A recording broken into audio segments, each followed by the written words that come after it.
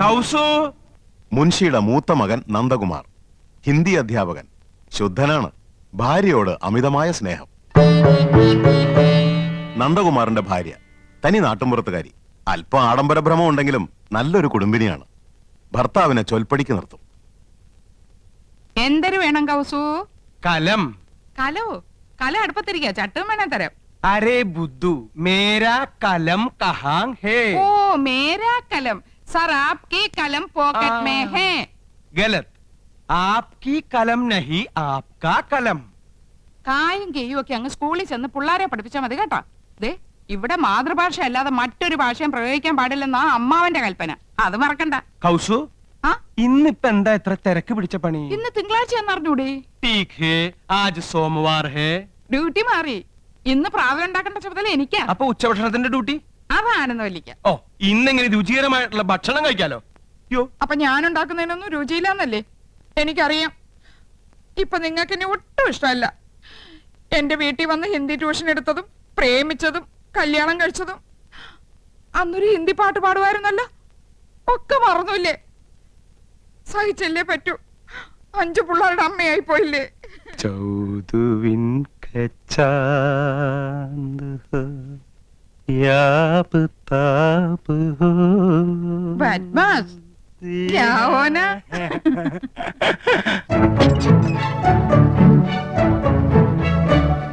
മുൻഷിയുടെ രണ്ടാമത്തെ മകൻ കൃഷ്ണകുമാർ ഒരു സിനിമാ നടനാകണമെന്നായിരുന്നു മോഹം. പക്ഷേ ഇപ്പൊ കോടതിയിൽ ഗുമസ്തൻ. കൃഷ്ണകുമാറിന്റെ ഭാര്യ നാട്ടുംപുറത്തുകാരി, പൊങ്ങച്ചക്കാരിയാണ്. 10ാം ക്ലാസ് വരെ പഠിച്ചു എന്നൊരു ഹുങ്കുമുണ്ട്. ഒന്ന് നിർത്തണുണ്ടോ? അമ്മാവൻ അപ്പുറത്തുണ്ടെന്ന് മറക്കണ്ട. ഏത് നേരം ഒരു ചൂളോടി. ഇത് ഏത് പാട്ടാണെന്ന് നിനക്കറിയാമോ? ആ, എനിക്കറിയില്ല. ആനന്ദവല്ലി നീ തന്നെയല്ലി, പ്രേമമെന്തെന്നതെന്നോട് ചൊല്ലി. മതി, എല്ലാ സിനിമയും പോയി ഒറ്റയ്ക്ക് കാണും. ഞങ്ങള് 3 ഭാര്യമാര് കൂട്ടിലടച്ച കിളികളെപ്പോലെ ഇവിടെ കഴിഞ്ഞോളണം.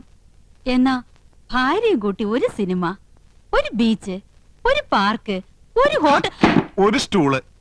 കണ്ണും പരട്ടം കാണാൻ പാടില്ലാത്ത നീ എങ്ങനെ ഒരു സിനിമയും ഒരു ബീച്ചും ഒരു പാർക്കും കാണുന്നത്? ഇപ്പൊ കാണാമോ? ഈ കണ്ണട മാറ്റാറായെന്ന് വിചാരമല്ലോ ഉണ്ടോ നിങ്ങൾക്ക്? 3 മാസം മുമ്പല്ലേ ഇത് മാറ്റിയത്? അവർ കുറഞ്ഞു. ഒരു കോണ്ടാക്ട് ലെൻസ് വാങ്ങിത്തരാൻ തോന്നിയില്ലല്ലോ. ഒരു കോണ്ടാക്ട് ലെൻസ് പോരല്ലോ ആനന്ദം, 2 വേണ്ടേ? ഓ, തമാശ മതി, എനിക്ക് വേറെ പണിയുണ്ട്. അറിയാം, ഇന്ന് നിനക്കല്ലേ ഉച്ചഭക്ഷണത്തിന്റെ ഡ്യൂട്ടി. കാലാകുമ്പോ കയ്യും കഴിയും വന്നിരുന്നാ മതിയല്ലോ. അതെങ്ങനെയാ ഉണ്ടാവുന്ന അറിയോ? 3 പെണ്ണുങ്ങൾ അടുക്കള കിടന്ന് നരയിക്ക, വിറക് കത്തിച്ചും അമ്മിയിലരച്ചും കല്ലിലാട്ടിയും ഒക്കെ മടുത്തു. എന്നാ ഭാര്യമാരല്ലേ, അവരുടെ അധ്വാന ഭാരം ഒന്ന് കുറയ്ക്കാൻ ഒരു ഗ്യാസ്, ഒരു മിക്സി, ഒരു ഗ്രൈൻഡർ, ഒരു ഫ്രിഡ്ജ്, ഒരു... എന്നാ തുച്ഛശമ്പളക്കാരായ ഭർത്താക്കന്മാരല്ലേ ചെലവ് കുറയ്ക്കാൻ വേണ്ടി ഒരു സാരി, ഒരു മാല, ഒരു വള, ഒരു കുട്ടി, ഒരു നേരത്തെ ആഹാരം, ഇതൊക്കെ മതിയെന്ന് നിങ്ങളും വിചാരിച്ചില്ലല്ലോ. ദേ, നിർത്തണുണ്ടോ? എന്നെ കൊണ്ടൊന്നും പറയിക്കണ്ട. ഞങ്ങൾ 3 പെണ്ണുങ്ങളിൽ നിന്ന് പുകയ്യ. എന്റെ ഷർട്ടും കിടന്നു പോയെന്നു. അയ്യോ,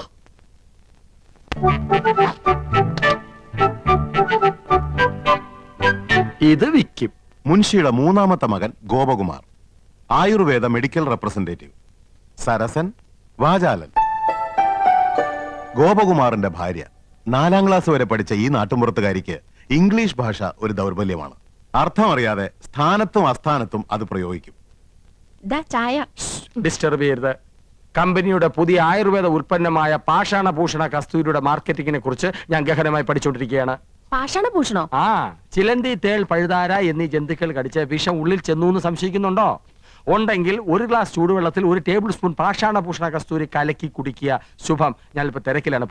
തിരക്കിനിടയിൽ കത്ത് പോസ്റ്റ് ചെയ്യാൻ മറക്കണ്ട. കത്തോ? ആർക്കടി കത്ത്? എടി, ആർക്കാന്ന്? എന്തിനാ ചൂടാവുന്നേ?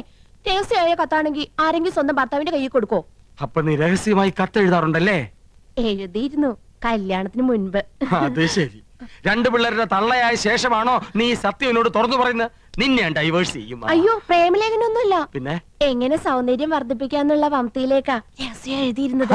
അതാണോ? ഇനി എന്നെ ഡ്രൈവേഴ്സ് ചെയ്യോ? അയ്യോ ഇല്ല ഇന്ദു, ഇന്ദു മതി, ഇംഗ്ലീഷും മതി.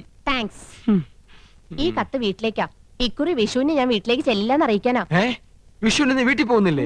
ചെയ്ത് മോശമല്ലേ എന്തു? ചേച്ചിമാരും പോണില്ല, ആ. അമ്മാവനെ ഒറ്റയ്ക്കാക്കിട്ട് പോണ്ടാന്ന്. കഴിഞ്ഞ ഓണത്തിന് നീ പോയില്ല, ഈ വിഷുവിനെങ്കിലും ഒന്ന് പോയി കിട്ടുന്ന വിചാരിച്ചേ. ആഹാ, അപ്പൊ ഞാൻ പോയി കിട്ടണല്ലേ? മനസ്സിലിരിപ്പൊക്കെ ഞാൻ അറിയുന്നുണ്ട്. ഒരു റെപ്രസെന്റേറ്റീവ്. റെപ്രസെന്റേറ്റീവ് അല്ല ഇന്ദു, റെപ്രസെന്റേറ്റീവ്. റെപ്രസെന്റേറ്റീവ് രണ്ടും ഒന്ന് തന്നെയാ.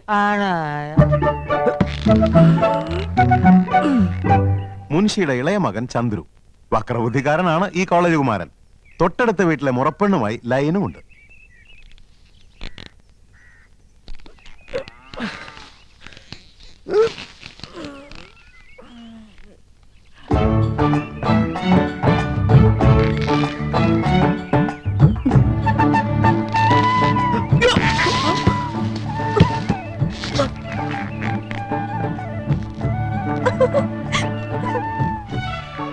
ചന്ദ്രു, കോളേജിൽ പോകാറായി. കസർത്തിനും കഴിഞ്ഞില്ലേ? കഴിഞ്ഞു.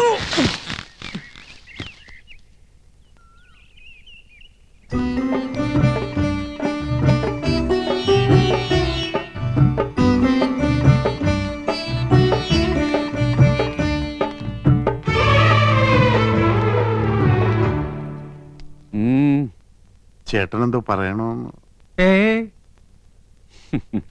നന്ദകുമാരൻ എന്തോ പറയാനുണ്ട്. അർദ്ധോക്തിയിൽ വിരമിക്കണ്ട, പൂർണ്ണമാക്കിക്കോളൂ. കൃഷ്ണനും ഗോപനും സ്വന്തമായിട്ട് വണ്ടിയുണ്ട്. എനിക്കും ഒന്ന് വാങ്ങിയാലോന്ന്. സെക്കൻഡ് ഹാൻഡ് പോരെ? മതി. അപ്പൊ ശകടമാണ് വിഷയം. ഗോപകുമാരന്റെ ഒപ്പല്ലേ നീ എന്നും പോണത്? നിന്നെ സ്കൂളിൽ വിട്ടിട്ട് അവനെ ഓഫീസിൽ പോയാ പോരെ? അതിന് 2 ശകടാക്കട് വേണോ? അല്ല അച്ഛാ, പോണ വഴിക്ക് 1-2 ട്യൂഷൻ ഒത്തു വന്നിട്ടുണ്ട്. ആയിക്കോട്ടെ, അത് കഴിഞ്ഞ് ബസ് പോവാലോ. ആ വഴിക്ക് ഇഷ്ടം പോലെ ബസ് ഉണ്ട്.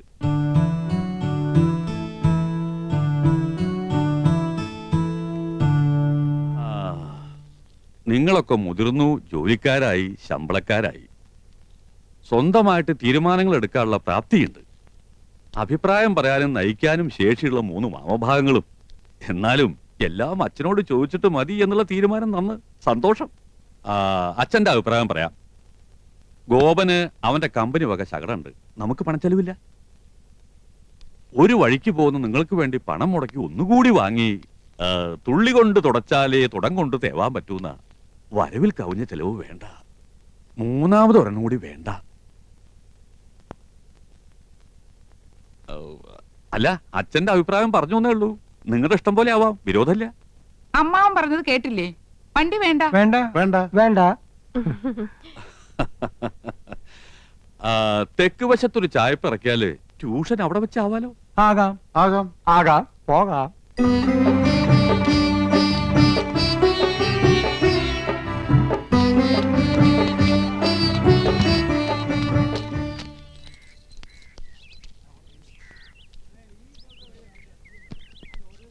മാളേക്കിൽ വീട് പെയിന്റ് ചെയ്യണ്ടല്ലോ.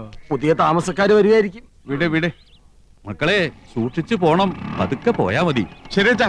അച്ഛന് ഭയങ്കര പേടിയാ. കൃഷ്ണ ഗുരുവായൂരപ്പ, എന്റെ കുട്ടികൾക്ക് ഒരു കുറവും വരുത്തല്ലേ.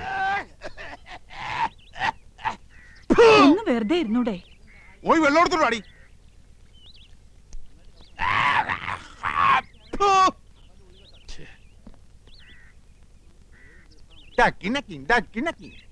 ചൊട്ടയിലെ ശീലം ചുടല വരെ.